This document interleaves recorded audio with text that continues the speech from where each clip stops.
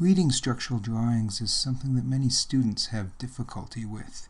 I find it difficult to teach the topic because as a structural engineer, it comes very natural to me.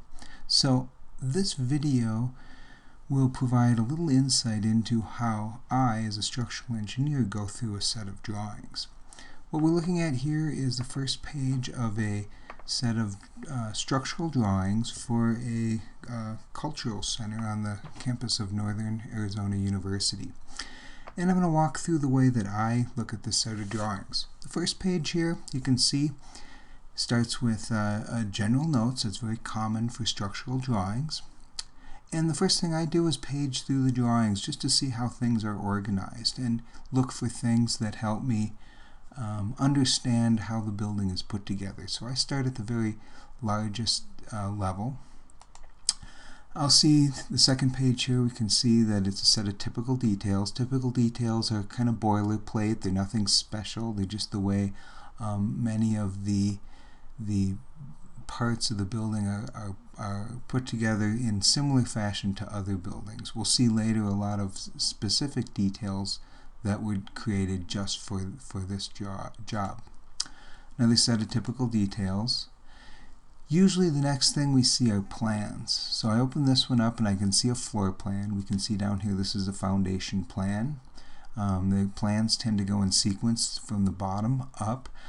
What I find is very curious on this drawing is that there are no real dimensions showing me how to lay out the whole building. So right now I'm a little confused. I don't know how big this building is. I don't know really what's going on. I can see that it's probably a concrete foundation, but beyond that, it doesn't make a lot of sense to me quite yet. So I'm going to keep digging. I'm going to go to the next page here. You can see this says framing plan. So framing indicates that it's structural. So I might concentrate a lot down here on the titles of the pages. You can see right below here that these were issued for 100% construction documents, so I expect them to be complete. This has floor and low roof, so I'm looking at this saying, okay, some of these spaces here look like they're open, and some of them look like they might be floors, and some might be roofs. So I'm not quite sure what's going on. So let's go to the next page. Here's a high roof. Okay, so we've got a high roof and a low roof, and each of these lines is going to represent some sort of structural member. I'm not sure what the material is yet. I'm not sure if this is wood, if it's steel, if it's concrete. Not until I zoom in closely can I really tell that. Let's page to the next one. Now we're starting to get into the details, and typically structural drawings are organized in series, like 100s, 200s, 300s, etc. So here we can see the 300 series of the foundation details. That keeps that the foundation contractor organized in one spot. So I'm looking closely here, and as I start to page through here, I look and see that we have some typical details here with some concrete footings. So here we'll zoom in a little bit. We see a wall coming down on a little concrete stem wall, and then a little concrete footing. And typically on structural drawings you'll get your how to build it in the details, but the dimensions will be on the plan. Also for here, bottom of footing, see general structural notes. So these there's a lot of abbreviations that are used that we'll have to go back to the first page to get. But this tells us the detail of how to build it. Okay. I'm going to jump back out here. We'll go to the next page, and a couple more foundation details. Okay, so it's kind of a concrete, shallow foundation. I can see that we don't have deep drilled piers or caissons or anything, so that tells me a little bit about the building. Floor framing details. So now I look at this, I see a lot of things here that show how the walls and floors connect together. I'll just randomly pick one here. There's a detail. And what I'm seeing here are metal studs. So these are metal studs. I see concrete metal on the deck for the plan and a shelf angle here. So what I'm seeing are bearing walls built around the building, and a floor that's built of metal deck with concrete on top of it. So that's generally the construction of this building. And you can see the details are all very similar. So these are just the different ways that the floors and beams connect to the walls. We'll go to the next page here.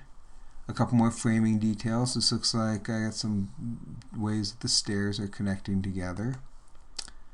Now we get up to the roof framing details. So I see a lot of slants here, which tells me there's going to be some complexity to this job.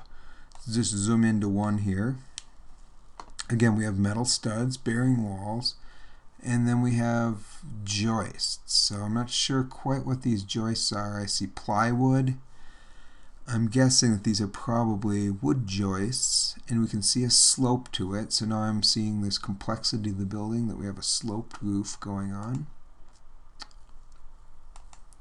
And I go to the next drawing and I see more roof framing details. So these are all details, and each one of these details will be called out somewhere in plan. So for instance, I'm right now on sheet S501, and this detail right here is detail number 9. So somewhere in the drawings there's going to be a call out for detail 9 on S501.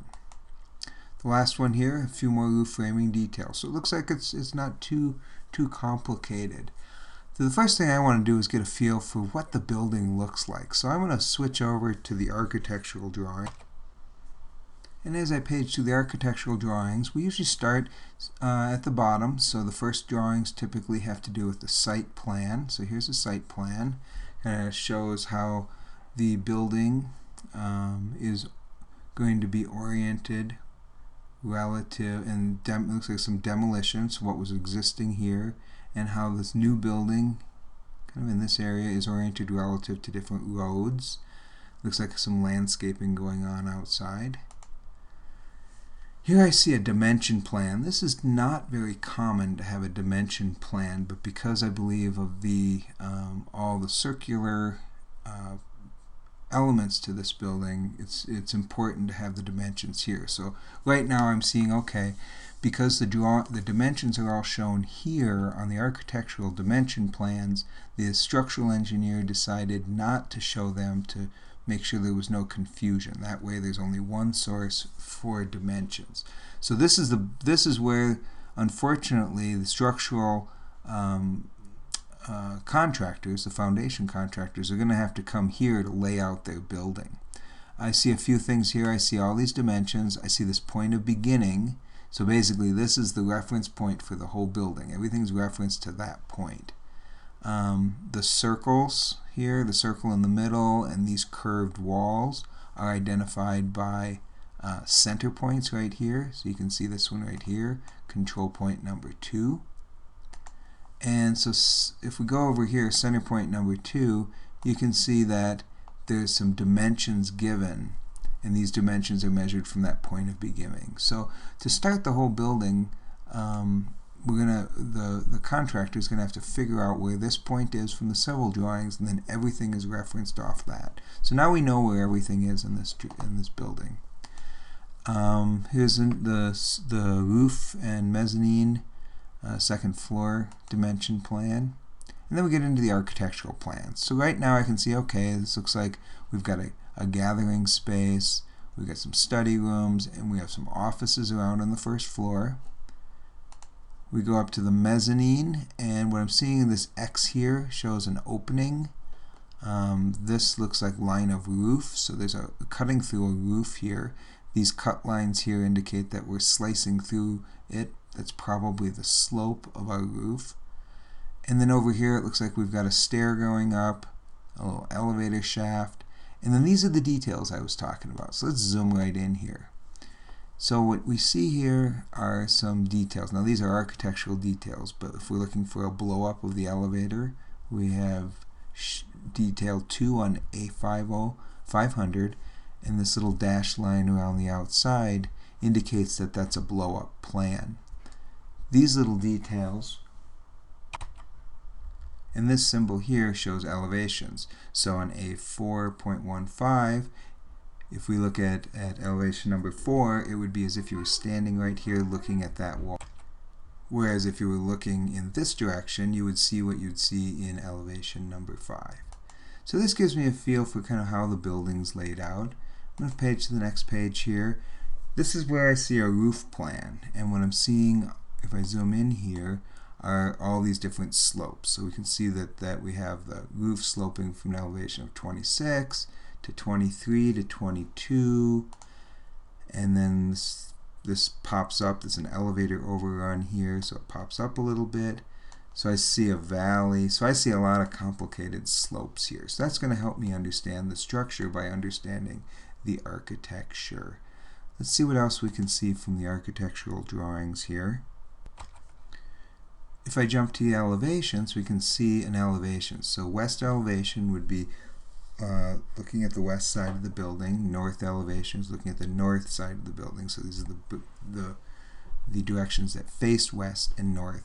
And the architect has done a nice job of giving us an axonometric northwest. So this gives me a good feel. Okay, this building has curves and it has sloped roofs. There's that little elevator pop up where we're seeing punched windows. So I now have traversed the whole kind of set of drawings, and I have a feel for what's going on. There, it looked like back in this area by the elevator we had a little mezzanine.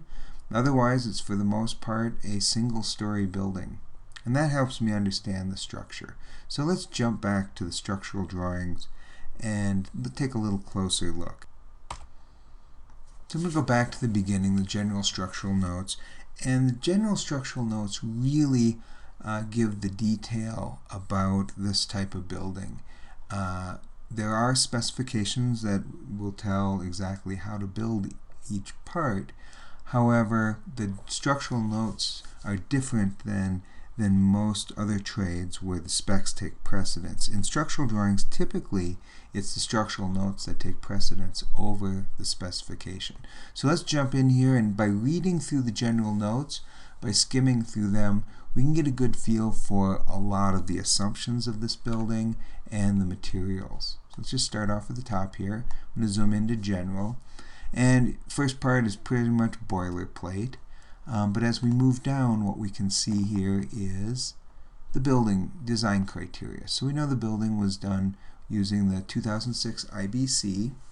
Typically on structural drawings, it's required to show all the loadings used for design. And this is because sometimes there's some items that are performance specified, such as curtain walls, that the contractors need to know what to design for.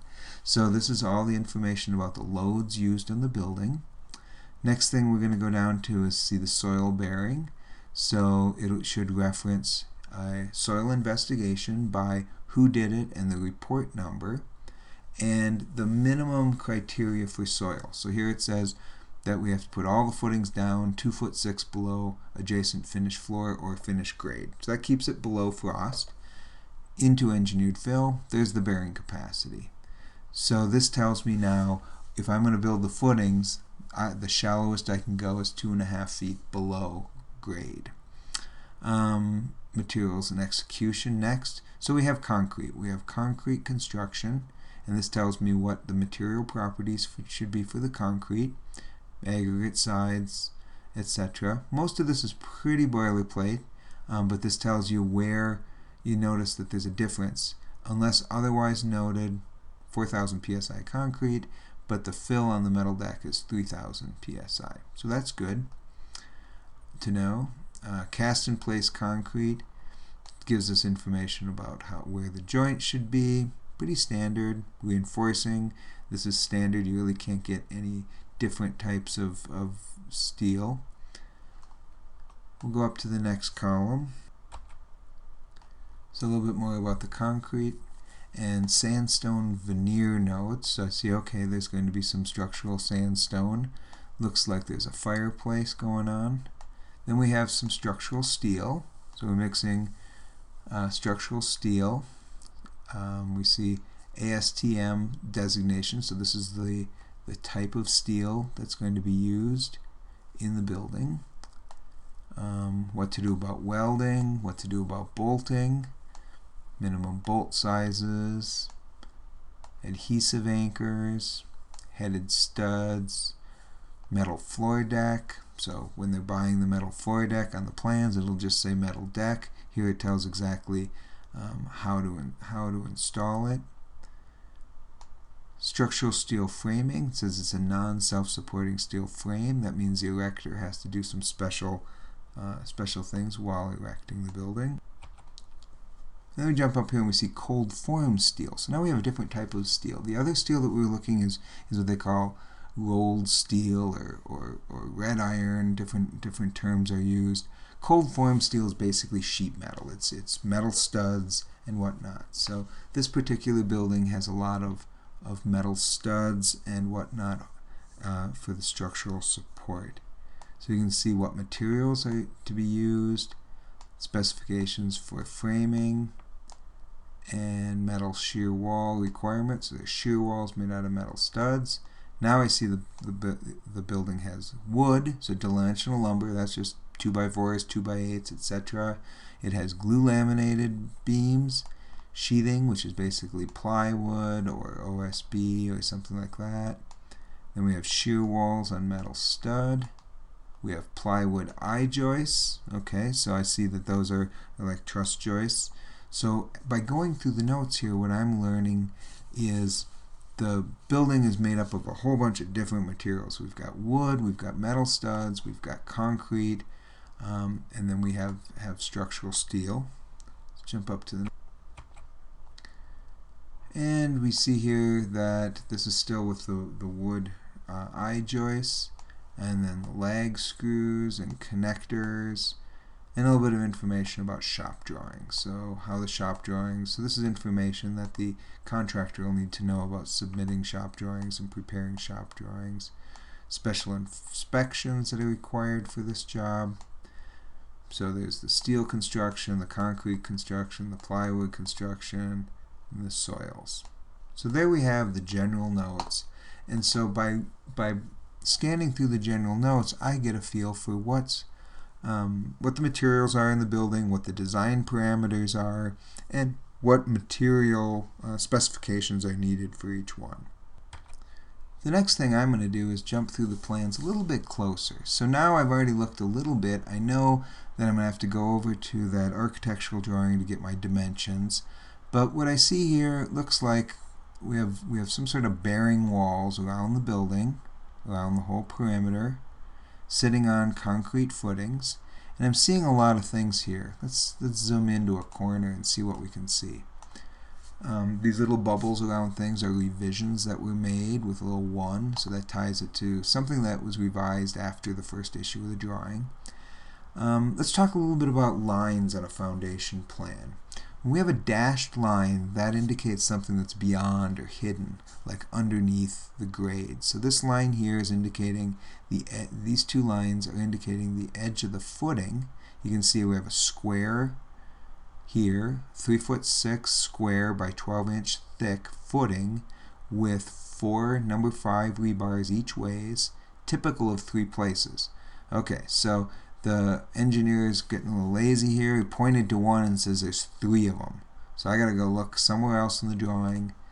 Looks like it's probably there's one and maybe that's the other one.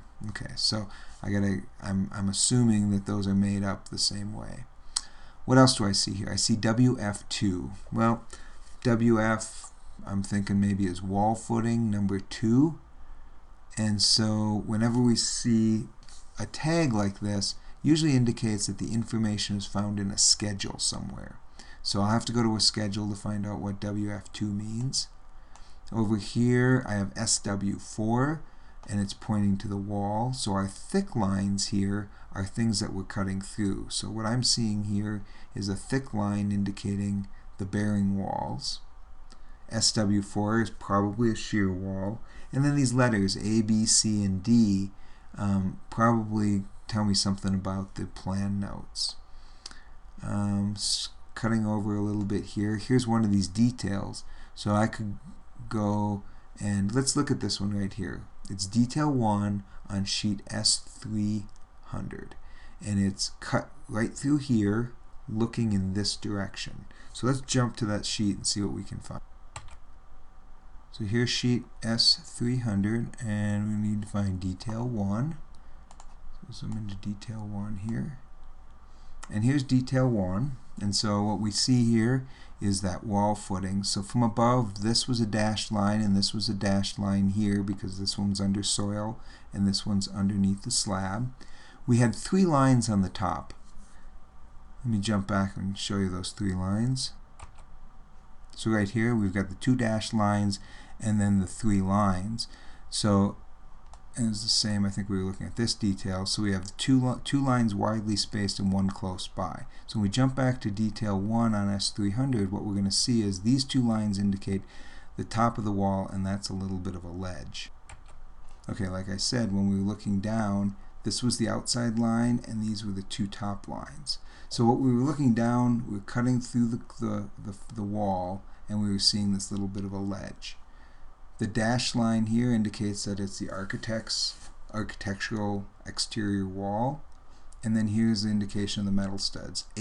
800S16254 just talks about the size of the stud. It's an 8-inch stud, the 1.62-inch flange on it, and then that has to do with the gauge of the stud. We space them 16-inch on center, unless otherwise noted. And this tells us a little track to put down, and then the specifications and notes will tell how to fasten them together. On structural concrete drawings, these heavy lines indicate rebar. The size of the hooks are usually not shown because those are standard per ACI specs. So a standard 90-degree hook is what the contractor would give there, unless there's a dimension shown. A circle indicates a rebar that we're cutting through, so those are longitudinal ones. So you can see in this wall, you can see this line here. The contractor would come in and build the footing first with these pieces of rebar, and then these are called dowels that would stick out of that footing, and they come back and build the wall. So they'd form up the wall, put these rebar in it, and then they'd come back, do the slab, do the insulation, do the backfill, build the wall on top. So we build from the bottom up. Here it says see plan for size and reinforcement. So if we jump back to that plan, we'll know how to reinforce this particular one. So let's do that now. So we were looking at S300. So let's jump into this little area here.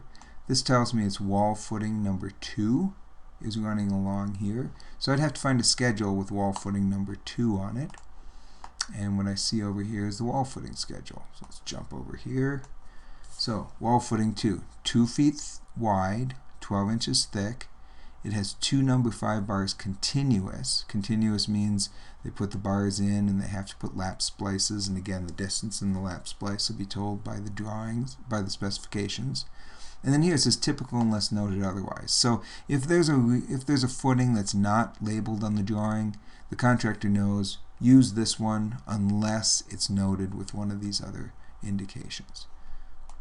So now I have a good feel. There are little strip footings around the perimeter. Remember from the general notes they had to be 2'6" below the exterior grade or the finished slab. In this case the exterior grade was lower. So that tells the contractor how deep to go. You'll note on the drawings it didn't give any elevations, which puts a lot on the contractor to figure out. So we got those footings. We have these little spread footings here.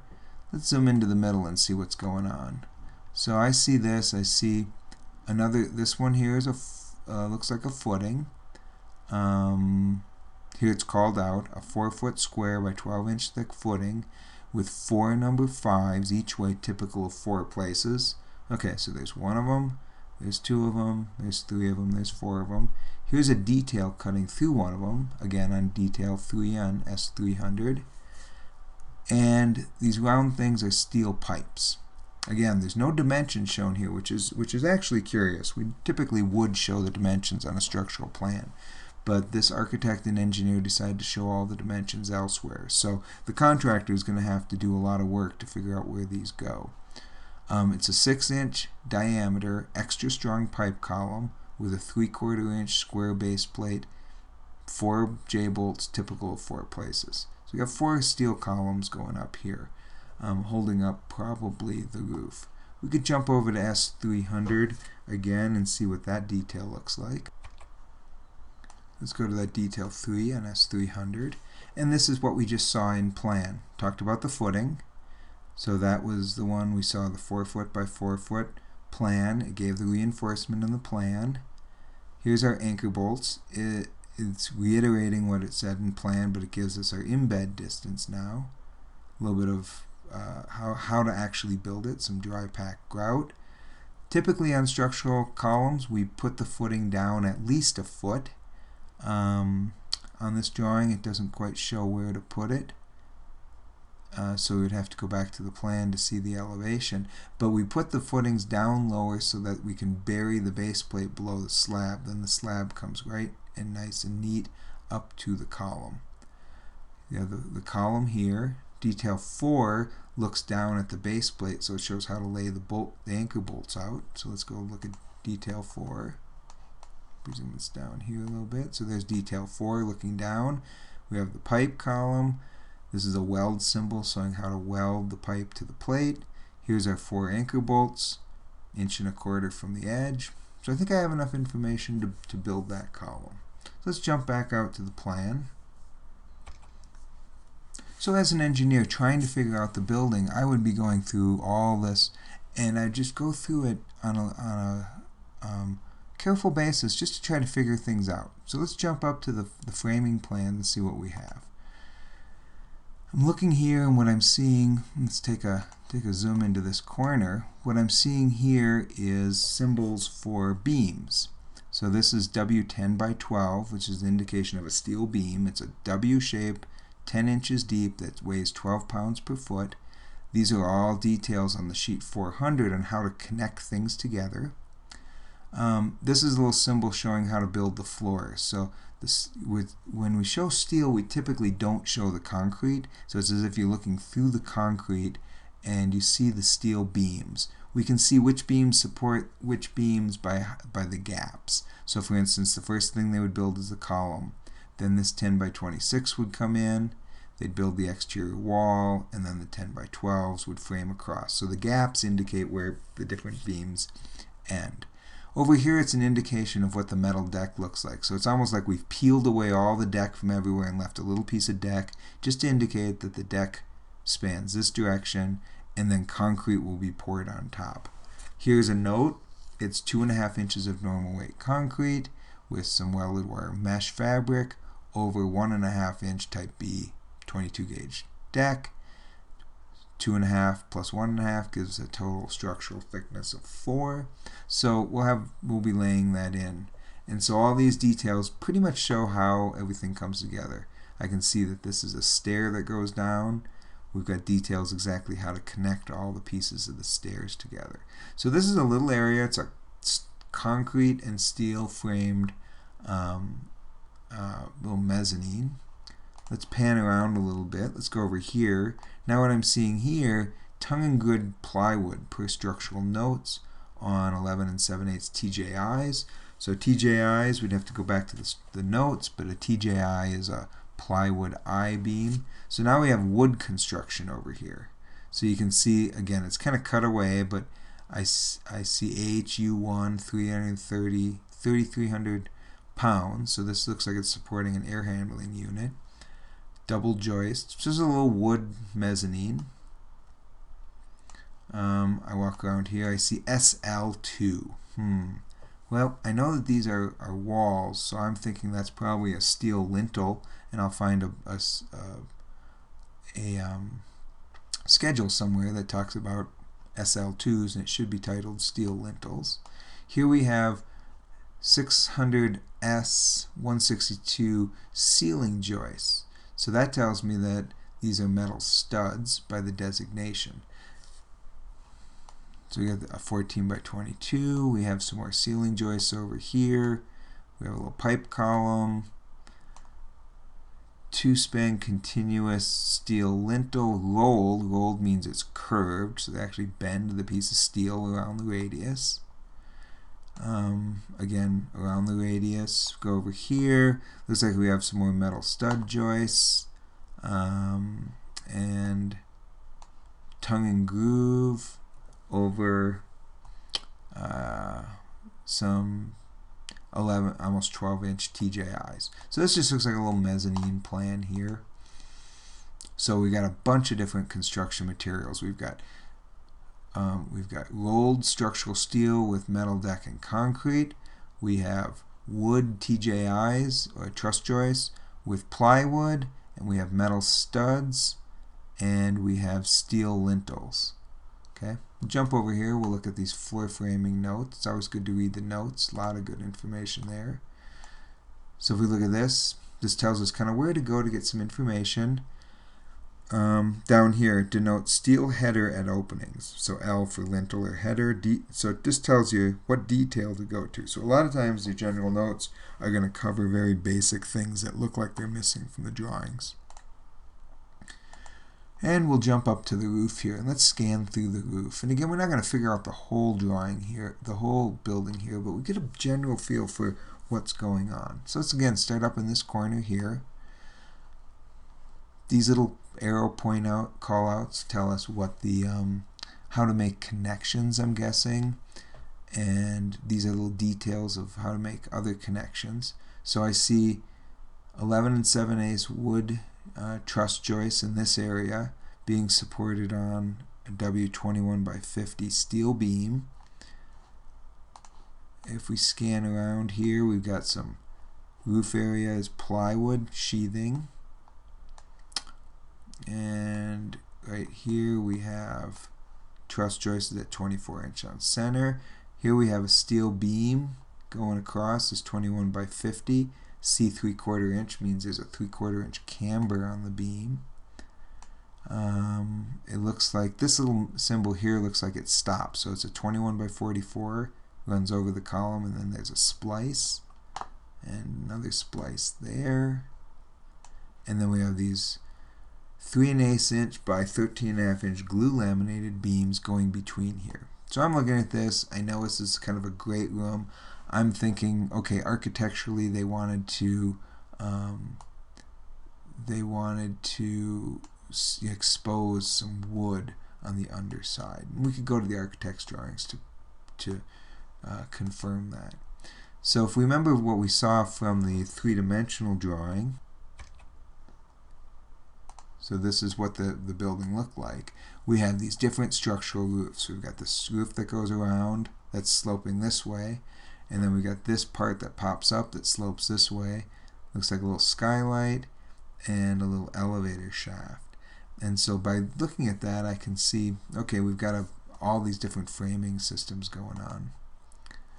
So you can see this is an elevator shaft. Here's a little skylight. This is one roof sloping like this. And then we have this perimeter roof going around. So really there's a lot going on here. What I thought was useful by doing this little exercise is just to walk you through my thought process as a structural engineer when I go through a set of drawings, the things I look for and the things I go through. Thank you.